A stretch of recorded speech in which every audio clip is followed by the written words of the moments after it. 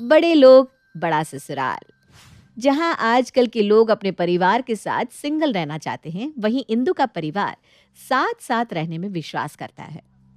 इंदु के दूर दूर के रिश्तेदार भी इंदु के घर के सटा घर खरीद लेते हैं और उसके घर के साथ जोड़ लेते हैं और साथ में ही रहने लगते हैं।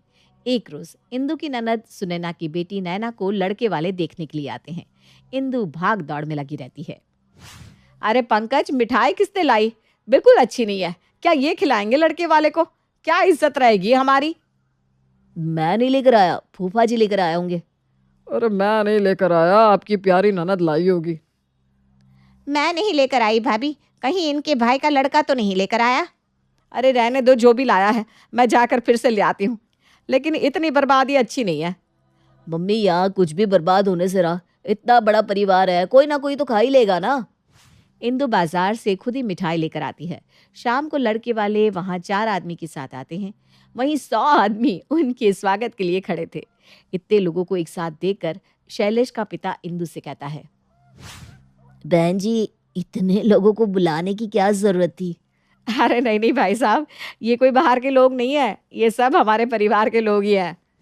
लड़के वालों की आंखें बड़ी हो जाती है और शैलेश की माँ कहती है, ये परिवार नहीं, पूरा मोहल्ला लग रहा है। हमारे मिसेस को मजाक करने की आदत है। परिवार काफी बड़ा है आपका। ऐसा घर कहाँ देखने को मिलता है अब। जॉइंट फैमिली, वो भी इतने दूर दूर के रिश्तेदार, सब एक साथ ऐसे रहते हैं जैसे फेविकोल के लगी प्लाई। हाँ, सो तो है। आजकल तो गांव में भी ऐसी जॉइंट फैमिली देखने को नहीं मिलती। अब लोग अंदर तो आइए, गेट पर ही खड़े रहेंगे क्या? लड़के वाले घर के अंदर आते हैं। तभी नैना का छोटा मामा कहता है, हमारी भांजी तो लाखों में नहीं करोड़ों में एक है। देख लीजिए, हमारी तरह आपके घर को भी फेविकोल की तरह जोड़े रखेगी। हाँ, लग तो रहा है भाई। भाई साहब, खाना तो खाइए, हमारी बच्ची ने अपने हाथों से बनाया है। शैलेश के घर वाले खाने को जैसे ही कुछ उठाते हैं, कभी कोई तो कभी कोई बच्चा वहां आ जाता है और खाने को हाथ लगाने लगता है। पहले बच्चों को दे दीजिए, वरना मुझसे तो खाया नहीं जाएगा। तभी नैना कोल्ड ड्रिंक लेकर वहां आती है और शर्माते हुए कहती है, बच्चों यहाँ आओ, मैं तुम लोगों को देती हूँ। नैना सब बच्चों को नाश्ता देती है। लड़के वालों को एक एक करके अलग अलग से चाय के साथ नाश्ता देती है। इंदु कहती है, बहन जी, हमारी नैना खाना बहुत अच्छा बनाती है, ये सब नैना का ही बनाया हुआ है। इतने लोगों का खाना आपके घर में कैसे बनता है? खाने का क्या है, सब मिलकर बना लेते हैं। मेरी चाची की बहू के भाई का साला बहुत अच्छा खाना बनाता है। नैना की शादी में मैं तो उसे ही बुलाऊंगा। नैना ने उसी से ट्रेनिंग ली है। आप लोगों के दूर के रिश्ते भी ऐसा लगता है कि बहुत नज़दीक के हैं। मुझे नैना के साथ साथ फेविकॉल से चिपकी हुई उसकी फैमिली बहुत भागी है। मैं अपने शैलेश की शादी इसी घर में करूंगा। बारातियों का स्वागत हम पान पराग से करेंगे। नैना और शैलेश की शादी पक्की हो जाती है। सब वहीं नाचने लगते हैं। शादी के महीने भर पहले सब रिश्तेदारों को बुलाना होगा, तभी तो मजा आएगा। सब रिश्तेदार तो यही है, अब कौन बचा है? आपका घर किसी बारातियों से कम है क्या भाई साहब? बाकी है जी, मेरी बहन का परिवार, मेरे भाई का परिवार, मेरी मौसी का परिवार। वो मुन्ना मामा का परिवार, वो बिल्ली मौसी की बुआ का लड़का, उसे बुलाना मत भूलना फूफा जी। उसने कितना किया था हमारा जब हम उसके घर गए थे। अरे उसे मैं कैसे भूल सकता हूँ। शैलेश के घर वाले इन लोगों की बात सुनते रह जाते हैं। शैलेश का पिता कहता है, हम लोग चलते हैं, आप लोग मेहमान की लिस्ट बना लीजिए तब तक। शैलेश के घर वाले चले जाते हैं। तभी मुन्ना कहता है, अमरूद के पेड़ से अमरूद किसने तोड़े? क्या अमरूद नहीं है? अब मैं क्या खाऊंगा? ये कोई बात थोड़ी ना है। मैं क्या खाऊंगा? कितनी मेहनत की है मैंने इस पेड़ को बड़ा करने में। किसने तोड़े अमरूद? अरे मैंने नहीं तोड़ा, मुन्ना के पापा से पूछ ले, शायद उन्होंने तोड़ा होगा। अरे मैंने नहीं तोड़ा, मौसी की बहू ने तोड़ा होगा, उनसे पूछ लो। मैंने नहीं तोड़ा, मुझे तो पता ही नहीं कि किसने तोड़ा। तभी नैना अपने सिर पर हाथ रख लेती है। फिर सब चालू हो गए। खा लिए तो खा लिए, जब तक पता चलेगा तब तक नया अमरूद उग जाएगा। आज तक इस घर में कभी कुछ पता चल पाया है जो अब पता चलेगा? अब साथ में रहना है तो इन बातों को इग्नोर तो करना ही होगा। इंदु अगले ही दिन पंडित जी को बुलाकर शैलेश और नैना की शादी की तारीख निकलवाती है। अच्छा, तो इस परिवार में अब एक और आदमी जुड़ने वाला है। कुछ दिनों बाद आपके परिवार को एक धर्मशाला घोषित कर देंगे भाई। अच्छा, तो इसमें दिक्कत क्या है? कम से कम हम लोग किसी और की तरह तो नहीं है। एक साथ तो रहते हैं, लोगों की तरह घर के टुकड़े-टुकड़े तो नहीं करते। मैं तो मजाक कर रहा था बहन जी, मेरा मतलब है एक और आदमी आपके परिवार में आ जाएगा। परिवार में एक आदमी बढ़ जाएगा, लेकिन शैलेश जी हमारे साथ नहीं रहेंगे। उल्टा नैना उनके यहाँ चली जाएगी। जी जी जी जी, अगले महीने की 15 तारीख विवाह के लिए बहुत शुभ है। पंडित जी का मुंह मीठा करवाओ। और देखो, सब कान खोल के सुन लो। हर रोज रात को सब 1 घंटा वक्त निकालकर शादी की तैयारी और पैकिंग में मदद करेंगे।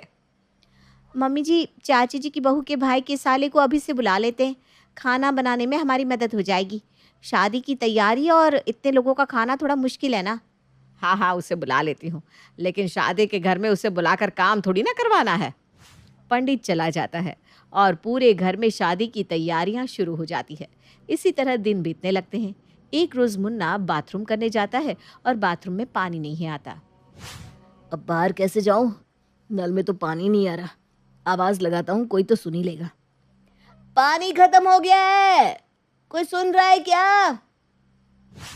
पानी खत्म होने का नाम सुनते ही सुधा के कान खड़े हो जाते हैं और वो आगे कुछ सुने बिना ही कहती है, नल किसने खुला छोड़ दिया? पानी सारा खत्म हो गया। मैंने तो नहीं किया। जीजू की मम्मी से पूछो ना, वो गई थी छत पर। अरे मैंने नहीं किया, वंदना से पूछो, उसने किया होगा।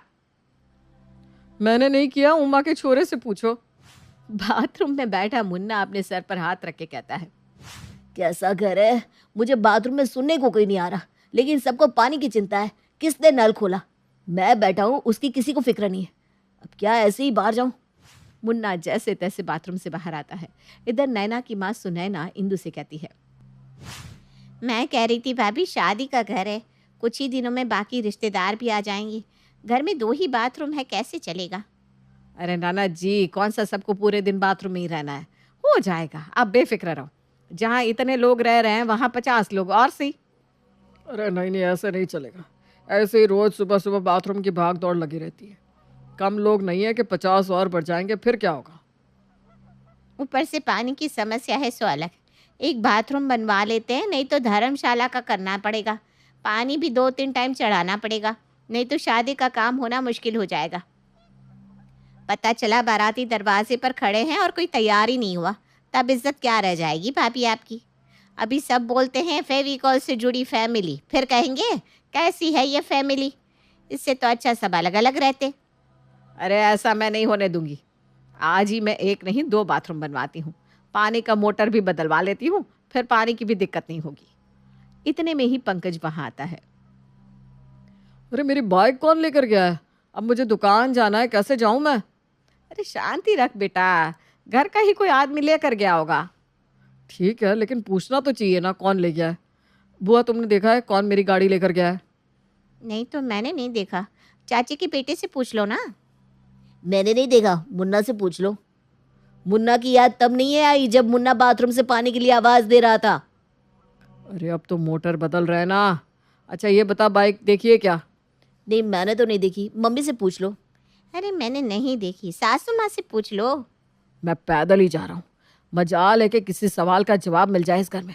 पूछते पूछते पूरा दिन निकल जाएगा।